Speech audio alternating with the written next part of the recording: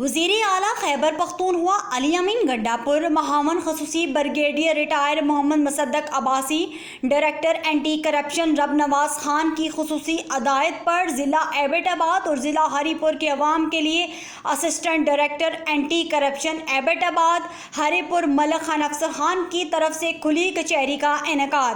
کھلی کچہری کے دوران ضلع ہری پور اور ضلع ایبٹ آباد کے مختلف شہروں اور علاقوں سے عوام شریک ہوئے، جنہوں نے اپنے مسائل بیان کیے۔ کھلی کچہری میں شریک لوگوں کی طرف سے زیر التوا درخواستوں سمیت مختلف سرکاری محکموں کے خلاف بھی شکایت کی، جبکہ اراضی پر قبضے کے حوالے سے بھی شکایت کی گئی۔ اسسٹنٹ ڈائریکٹر اینٹی کرپشن ملک خان افسر اوان نے تمام لوگوں کی شکایت سننے کے بعد متعدد شکایت کے موقع پر ازالہ کیا۔